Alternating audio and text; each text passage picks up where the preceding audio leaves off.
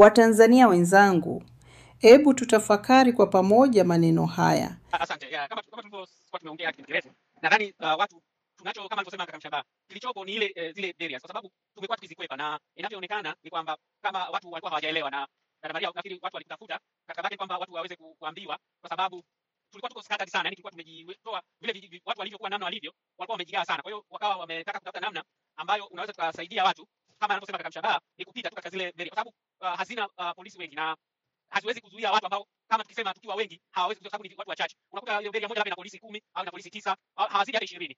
Kwa hiyo tukisema tuziogope itachukua muda mrefu sana, kwa sababu ukitazama ile map dada Maria ulioiweka ziko nyingi sana. Sasa zitatupotezea muda mwingi sana wa kuweza tunasema kuzipiga overtake au tuweze kuziacha ili tuendelee mbele. Kwa hiyo ni lazima twende, alafu tuone namna ambavyo tunaweza kusogea katika yale maeneo ambayo tuliojiwekea ili iweze kuwa rahisi kwa kuweza kukamilisha. Na kwa sababu hili swala ni endelevu, sio kwamba linaisha leo. Na namsikia msemaji wao wa jeshi la polisi anasema kwamba hakuna chochote kinachoendelea. Okay, waendelee kuamini hivyo hivyo. Tunashukuru, waendelee kuamini hivyo hivyo kwamba hakuna chochote kinachoendelea. Lakini sisi tunachosema ni kwamba haya maandamano hayaishi leo. Kwa hiyo hata kama mnafanya lockdown kwa namna mnayoifanya, basi mjue kabisa kwamba hiyo itakuwa kwa muda mrefu sana. Kwa sababu tunatafuta namna ya leo ya kupita, lakini tunatafuta namna ya kesho pia, kwa sababu ni lazima kesho tutoke, kesho kutwa. Kwa hiyo hii ni mwaka mzima mpaka tunafanikisha lile lengo letu ambalo tumeliweka kama wananchi wa Tanganyika. Na kwa sababu leo ni uhuru wa Tanganyika na tuna celebrate uhuru wetu, basi ni tutoke ndugu zangu. Na kama walivyosema kwamba sijui tuwe na vitambulisho sijui nini, sisi ni taifa huru. Kama ambavyo wao wanasema kwamba ni taifa huru na hawataki kuingiliwa na mabeberu, basi wasituingilie. Na ile statement tuipuuze ya waziri kwamba yule Simbachawene kwamba tuwe na vitambulisho sisi hatubebi. Lazima wananchi tujue kabisa kwamba ukombozi ndio umeanza leo. Kwa hiyo tufuatishe vile tunavyoelekezana, basi tufuate ili tuweze kulikamilisha hilo. Asante sana dada Maria, lakini pia niwashukuru wa Tanzania, wa Tanganyika kwa hili ambalo tunalolifanya, kwa sababu ndilo litakaloweza kuleta ukombozi na kuleta fikra mpya, kuleta maendeleo katika taifa letu. Asante sana. Shukrani sana, asante sana. Na sasa hivi tuko tuna stream huko TikTok. Nimepata taarifa kuna watu walikuwa wanasema kwamba wao wanaelekea UN. Mimi taarifa nilikuwa nayo mchana ni kwamba kuna watu walikuwa wanakamatwa huko UN na maeneo hayo, barabara yote walikuja kuweka kama kizuizi na walikuwa wanazuia watu. Lakini pia kuna mtu amenitumia hapa taarifa anasema kwamba maeneo hayo sasa hivi ni kama watu wanaondoka, na naona watu wengi wanasema beria sasa hivi watu wameanza kuondoka hawa polisi. Kwa hiyo pia tumepata namna ya kuweza kuangalia namna ambavyo watu wamekuwa wakikusanyika na kuondoka. Kwa hiyo mimi niko hapa nimehost space ili kwamba watu waje waseme hali ikoje, kama kuna watu wanataka kwenda kwingine basi waendelee tu. Nataka nimpe nafasi Ole Pose. Baada ya Ole Pose namtambua sana Just Talk kwa sababu yeye alituambia kwamba anatoka, lakini nitakuja na kwa wengine. Lakini Ole Pose, hebu changia. Rubara, nimekuona ndugu yangu alafu ipotea. Haya, asante sana dada Maria. Huko Arusha sisi tunaona kama hali imekuwa kama ilivyo Dar es Salaam, kwamba watu wamezuiliwa ndani na watu walikuwa na mwamuko, lakini ninaona pia ukamataji mkubwa unaendelea.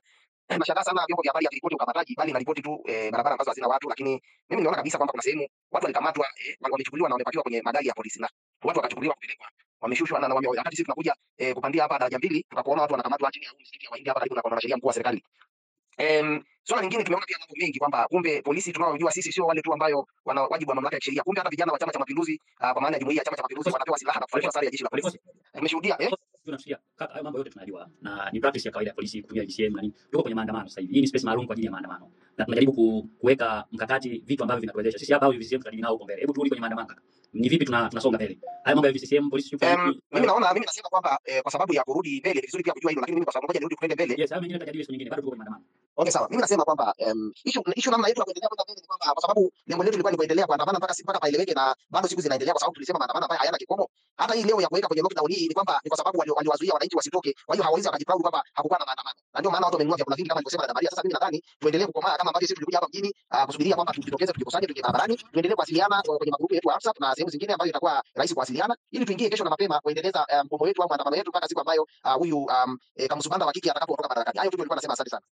Asante sana. Shukran. Mimi hapa na watu huko TikTok wanasumbua sana. Haya. Sasa tuendelee na ndugu yetu hapa Just Talk Junior. Hii TikTok kama kutakuwa na jambo lolote, basi tutakachofanya ni kwamba tutaacha kustream huko na toa taarifa, alafu itabidi muhamie huko kwa X au pengine kusikiliza. Haya, Just Talk Junior, karibu.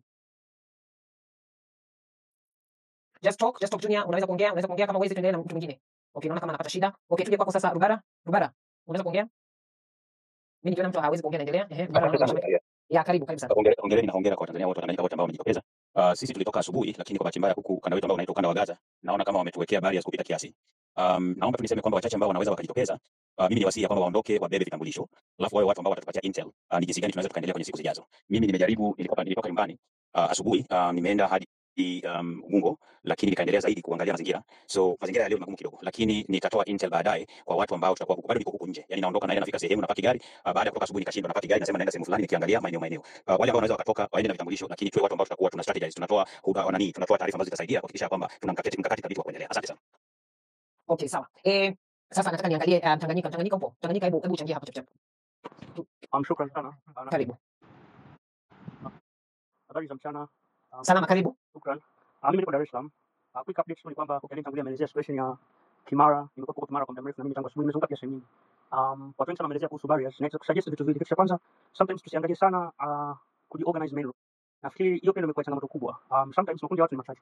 Kwa utakuta watu wameshaelezea kwamba zile barriers lazima askari wengi. Sawa, lakini pia sometimes unaweza kukuta ziko location nyingine ambazo labda sio zile main roads. Kwa mfano unaweza kukuta mimi nimezunguka sana labda tuseme Morogoro Road. Huko kote kuanzia Kimara mwisho, Korogwe, sijui Baruti na watu. Utaona Morogoro Road hakuna watu. Lakini ukiweza kuingia mtaani, watu wengi. Sehemu nyingi hasa Kimara, maduka yamefunguliwa, biashara zinaendelea. Kwa hiyo na hakuna barriers, hakuna nini, hakuna polisi. Kwa unaweza kukuta sometimes kama watu wanaona changamoto kubwa labda kwenye hizo barabara kubwa, hizo barabara za ndani zinafaa sana.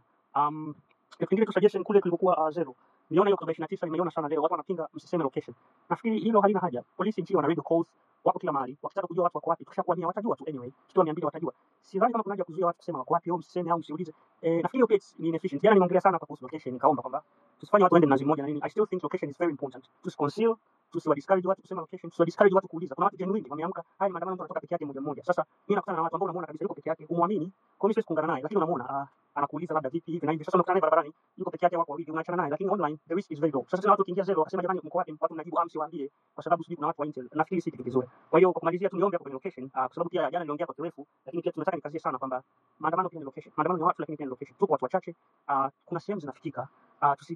Yaani kuna changamoto zipo tuzikubali, alafu tusiongeze ugumu. Kwa wale wachache ambao wanatoka, lazima tutafute namna wachache wanaotoka wakutane sehemu moja ambayo inafikika. Kwa hiyo kama ninavyosema, tusidiscourage watu hivyo ku spread kuhusu location au kuuliza. Nafikiri tu encourage sana na tuwe very united. Kama tunasema twende sehemu moja, iwe sehemu moja lakini iwe sehemu inafikika. Kwa hiyo kama nilivyosema, sehemu nyingi kama ninavyosema kwa mara watu wako lakini 10 20. Kuna wale watu wote. Kama ungesema labda tunakutana Kimara Baruti, ni watu wengi, ni watu wengi. Na kama ninavyosema hizo ni sehemu za barabara za ndani, na barabara za mitaa zinafikika.